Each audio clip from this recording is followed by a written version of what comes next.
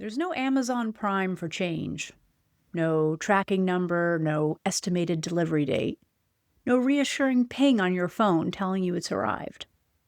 Change seeps in, like fog rolling over a coastline. Diffuse, barely noticeable, and then suddenly you can't see 3 feet in front of you. Picture the floor of a forest after a fire. Ash everywhere, silence. Then, in these weird irregular pockets, completely unpredictable, new shoots appear.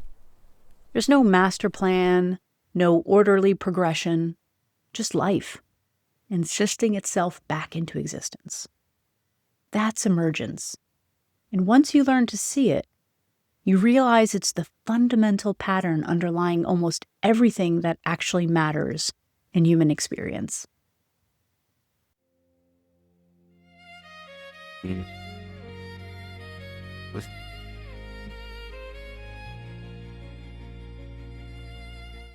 So, what is emergence? It's the process by which simplicity arises from complexity. The moment when scattered elements, dots, music notes, movements, decisions, suddenly cohere into something recognizable, something new. In visual art, there's a technique called pointillism. George Seurat and Paul Signac developed it in 1886. They'd place thousands of tiny dots of pure color on canvas. Up close, it looks like chaos, just disconnected specks. But step back, and those dots resolve into luminous scenes. Sunday afternoons by the river. Light itself, somehow captured in discrete points. The viewer's eye does the mixing. The painting merges in the space between the canvas and your perception. If you've ever watched jazz musicians or jam bands like the Grateful Dead or Phish improvise, you've witnessed emergence in real time. It starts with what sounds like randomness. Someone plays a note, another musician responds, a drummer picks up a rhythm. And gradually, this is key, gradually, not suddenly, patterns form. Themes develop. Before you know it, there's a coherent piece of music that didn't exist 30 seconds earlier. Nobody planned it. Nobody designed it. It emerged from interaction, from people paying attention and responding to each other in the present moment. In nature, emergence is everywhere. Hundreds of birds, each following simple local rules. Stay close to your neighbors, keep up, avoid collision. They become synchronized, flowing sculptures in the sky. No bird is directing the flock. The pattern emerges from countless individual decisions. Or think about an ant colony. Each ant is relatively simple, following basic protocols. But collectively, they create elaborate structures, maintain complex supply chains, even wage wars and practice agriculture. Colony's intelligence emerges from millions of simple interactions. No ant understands the bigger picture, yet the bigger picture exists. This is what fascinates me about emergence. It appears across every domain of human experience. But, and here's the paradox, it's fundamentally unpredictable. After a forest fire, we know new growth will come. But where? When? What form will it take? We can't say. The pattern is real, but its specific manifestation remains uncertain until it appears. And we humans, we find this profoundly uncomfortable. I know I do.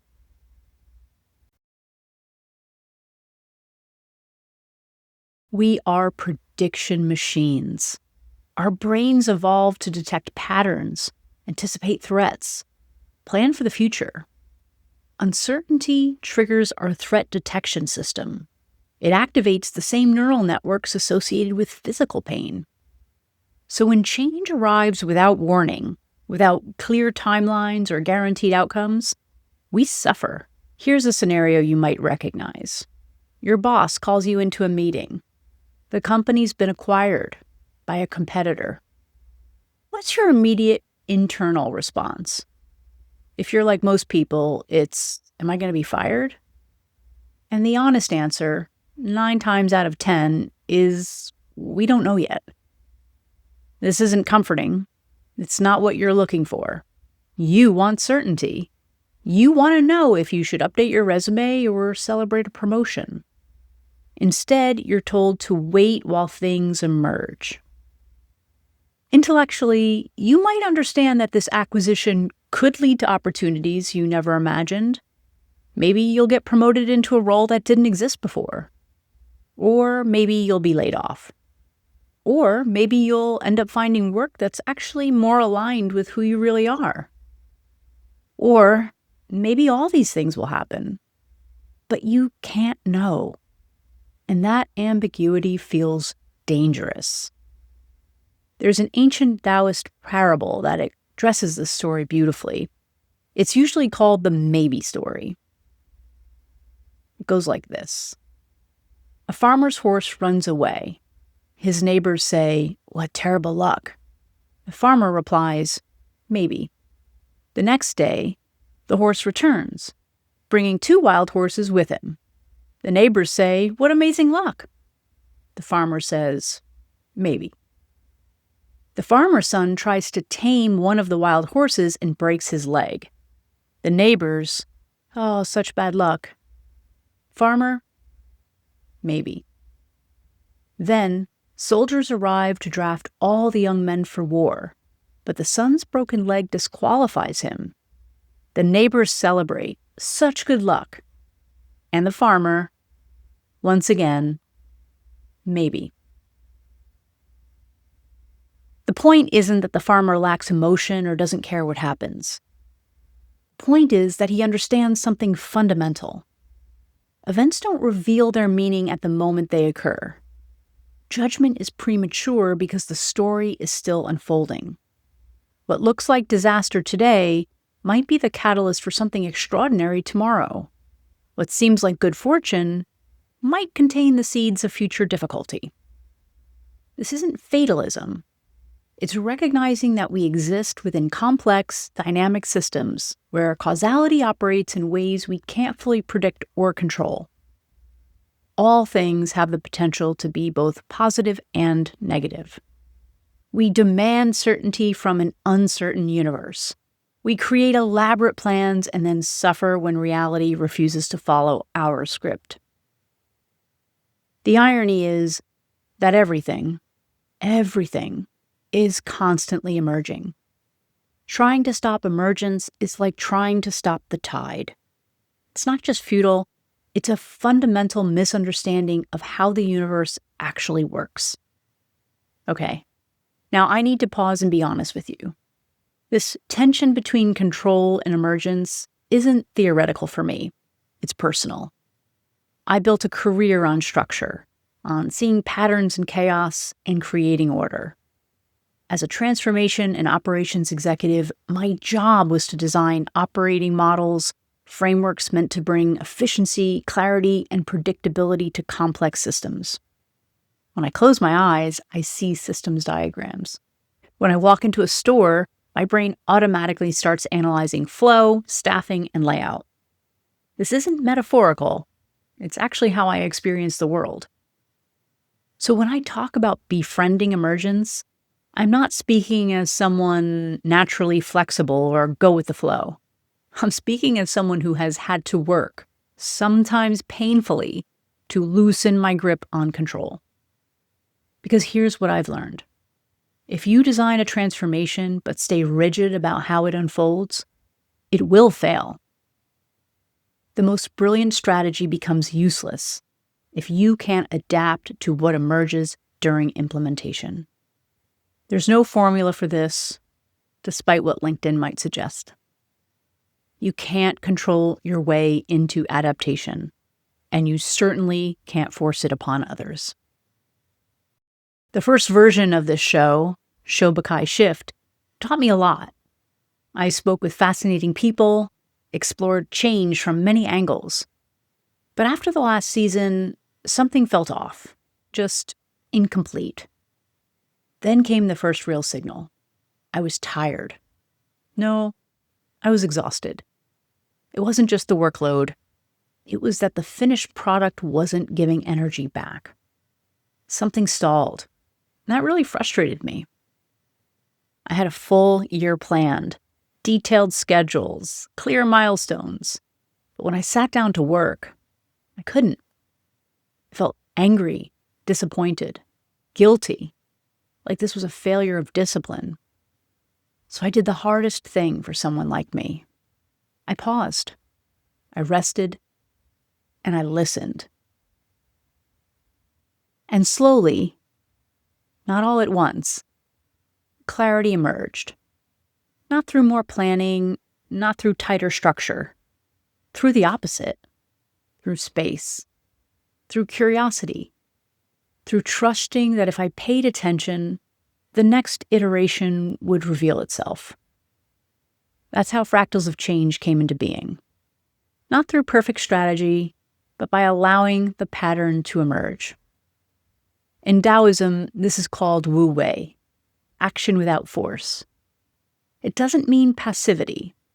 It means aligning with the natural unfolding of things instead of imposing your will on reality. It means learning to work with emergence rather than against it. And it's going to keep evolving. How could it not? At some point, probably in the very near future, I'll look back at this video and feel it's not right and want to change it. These aren't failures. They're lessons and growth. This experience reminded me that we can't force this process.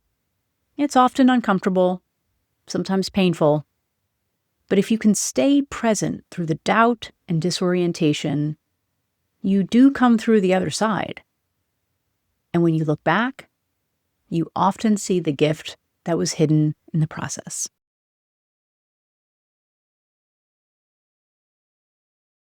Individual emergence is hard enough, but add another person and the system changes. When one element shifts, the whole relationship reorganizes. Sometimes gently, sometimes brutally. I work with a client, let's call him Barry. He's a finance executive in his mid-40s.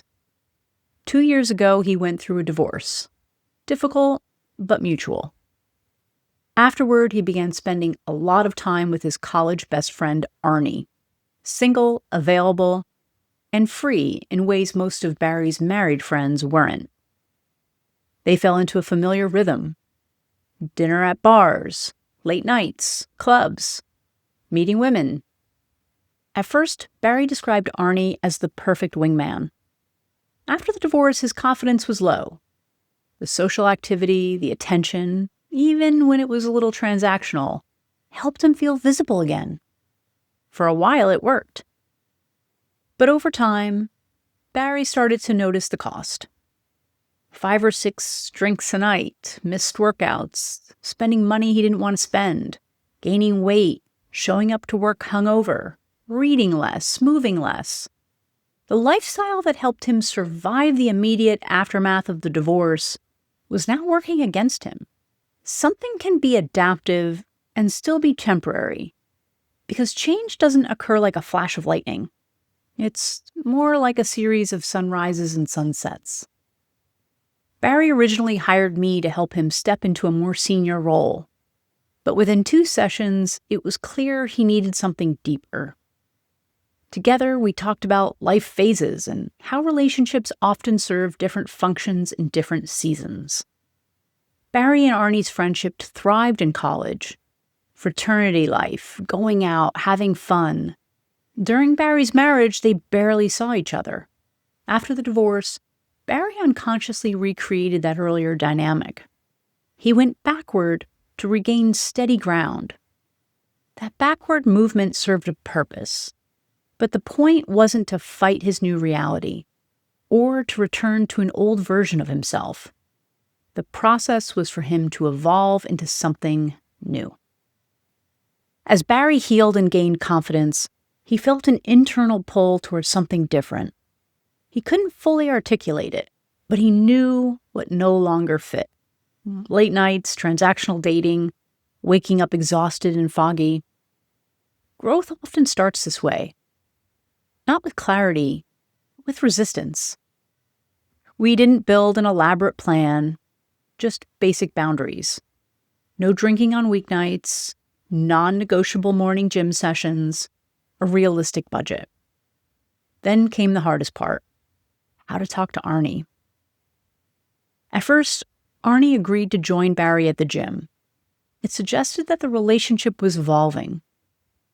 But Arnie started canceling and then stopped showing up altogether. Barry started to get to know other folks at the gym. A single woman invited him to join an outdoor running group on weekends. Eventually, even though they still cared about each other, Barry and Arnie drifted apart. Here's the point. When one person changes within a relationship system, the entire system reorganizes. This is why addiction recovery programs emphasize changing your social environment. Not because your old friends are bad people, but because relationship patterns are designed to preserve the system as it is. When you change, the system has only two options. It can evolve or it can dissolve. There's no option where you transform and everything else stays the same. You can't change in isolation. What shifts within you will ripple through every relationship you're a part of.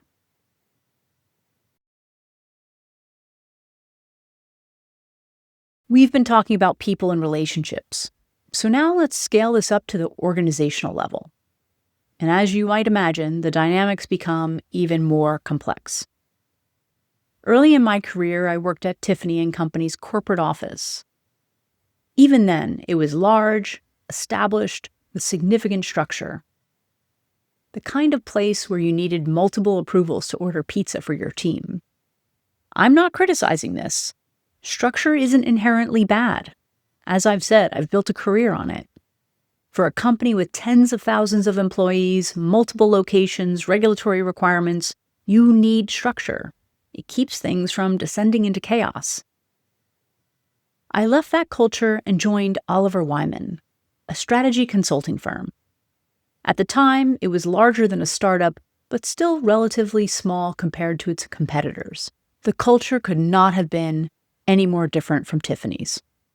A flat hierarchy, fast decision-making. One morning, I was standing in the kitchen making coffee, and I struck up what I thought was just a casual conversation with a managing partner.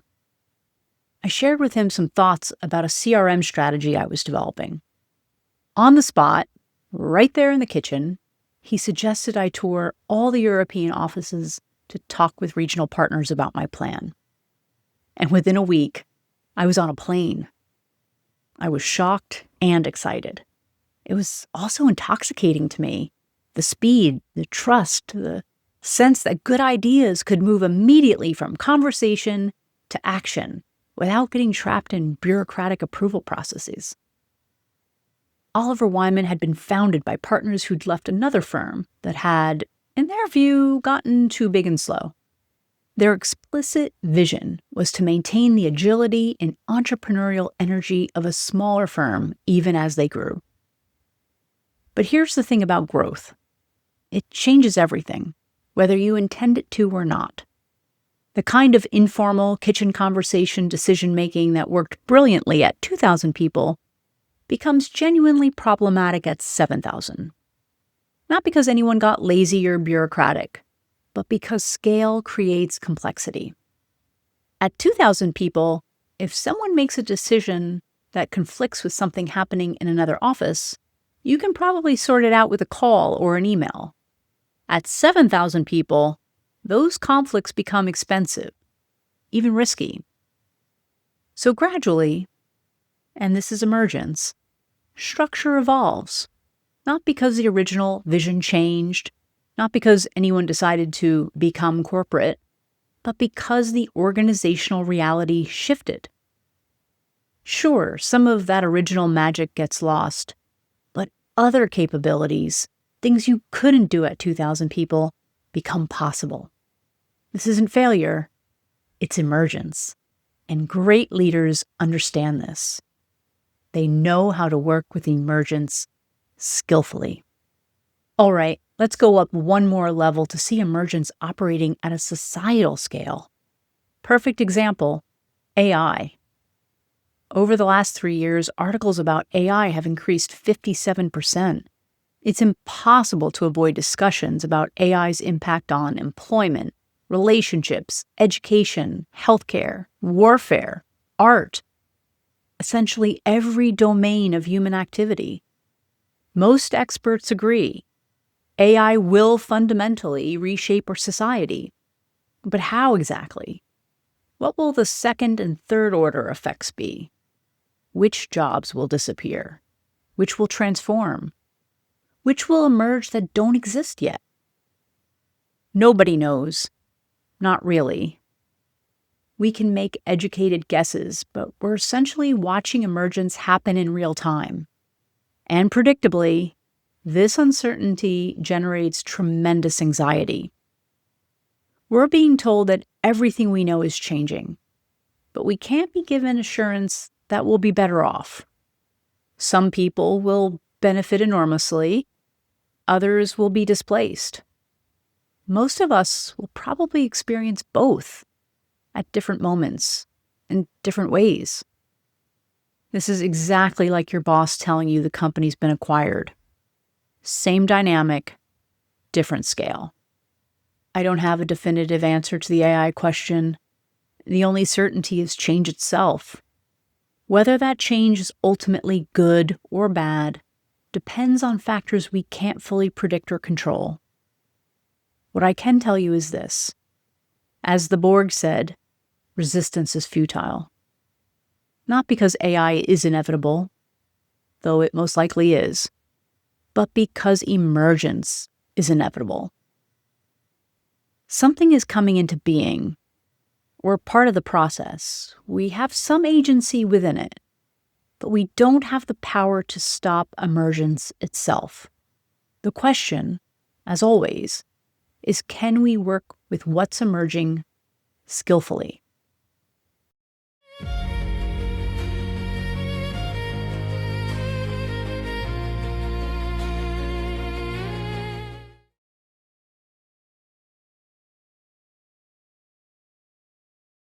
If emergence is inevitable, and it is, then the question becomes how do we develop the capacities needed to work with it rather than against it?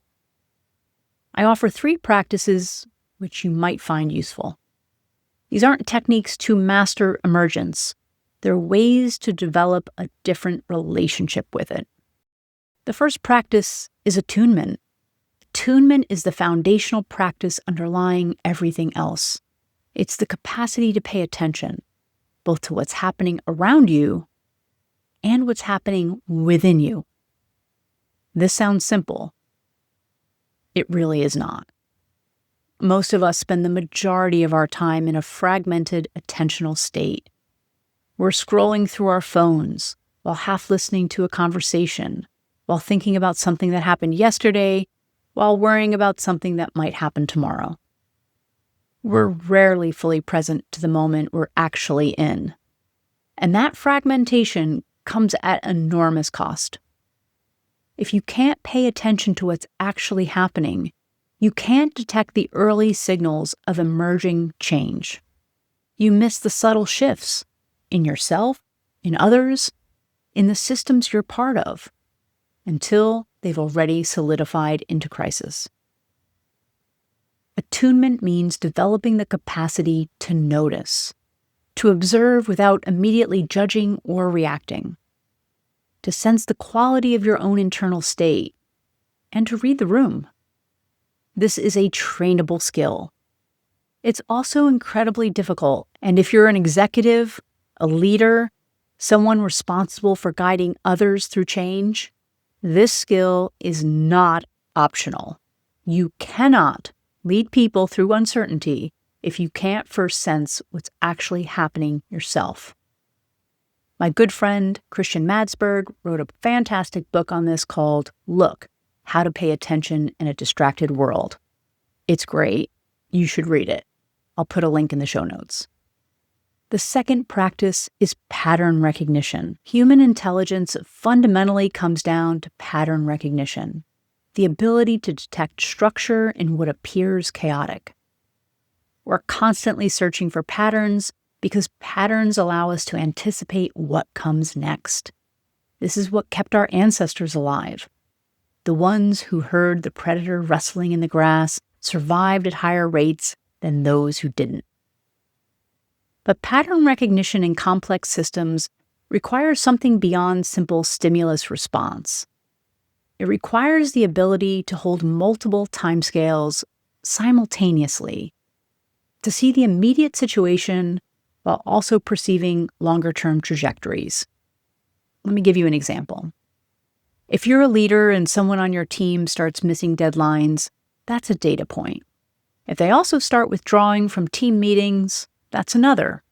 If their work quality drops, that's a third. You could respond to each event individually, or you could recognize a pattern. Something's wrong. Maybe it's burnout. Maybe it's a personal crisis. Maybe they're job hunting. The pattern gives you information that the individual events don't, and that information allows you to intervene skillfully, to have a conversation, to offer support, to adjust workload, before the situation becomes a crisis. Pattern recognition in the context of emergence means learning to see change while it's still forming, not after it's already happened, while it's happening. This is how you adapt quickly rather than reactively.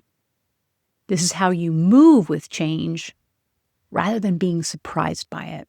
The third practice is experimentation. Developing comfort with experimentation is so important. Trying things without knowing how they'll turn out. This is what I did with season 1 of this show.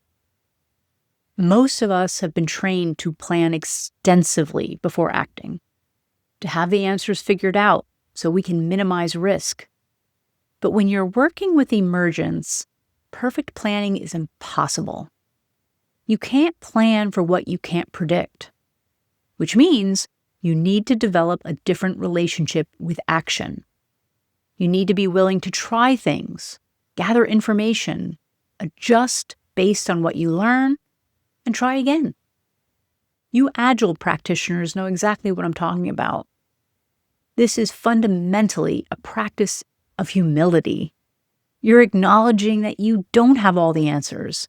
You're accepting that learning requires being willing to be wrong. Try it. Start small. If you're someone who always plans everything, like me, reads the menu before going to a restaurant, maps out every detail of a trip, practice improvising in low-stakes situations. Go to a new restaurant without looking at the menu first. Walk in. What do you smell? What are other people eating? What jumps out at you?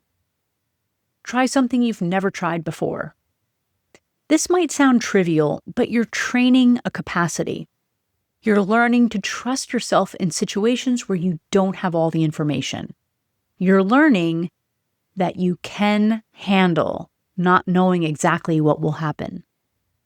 And once you've tried that, scale it up. Try it with a small home project.